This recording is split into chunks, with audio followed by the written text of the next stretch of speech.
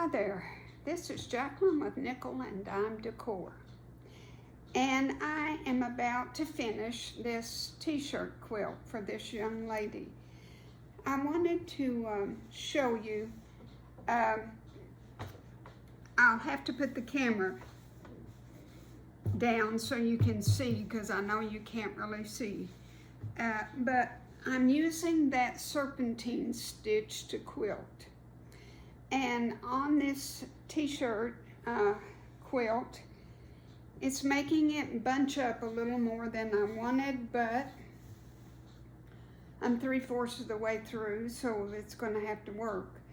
It's such a beautiful quilting stitch.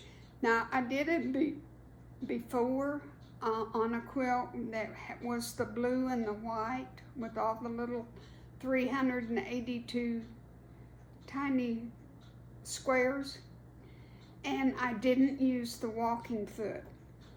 I have the walking foot on now because with this t-shirt quilt I knew I had to do that or it would have bunched it up. It was okay for the other quilt, but for this I had to use the walking foot.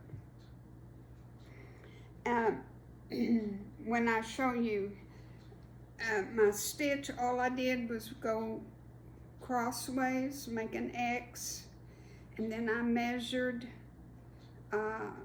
between these 2 points and did one across, and measured between this point and went across. So I have 3 lines horizontal, 2 across for an X, and then 1 up the middle, and that's plenty. She wanted quilting. A couple of the other t-shirt quilts I just stitched in the ditch, but I worried about when they wash it how this is going to work, and so I wanted to quilt it and quilt it good so that it will withstand wear and tear. You know, that's why we quilt. It's not just always for the looks. Quilting is to stabilize the 3 layers. It's vital and it's necessary. So I'm gonna get the camera down and show you real briefly what I'm talking about, what I've done, and I'll be right back. I think on this one you can really get the gist of how I quilted it.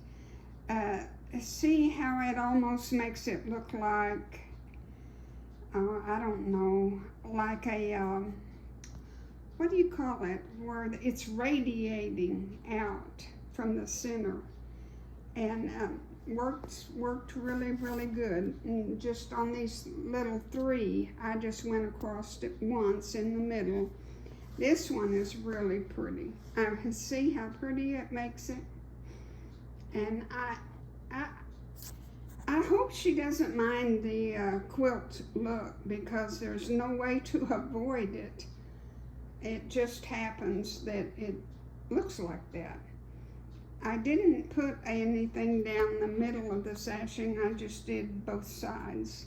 And I haven't done that one yet. I have done that one.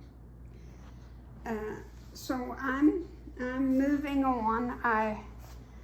I've got all of the center. You should always start in the center, and I've got the whole center row done, and then 1 on each side, or 2 on each side of it. So I just wanted to show you that. It's just quite striking, I think, and I think it just makes a beautiful presentation. Thank you for watching. God bless.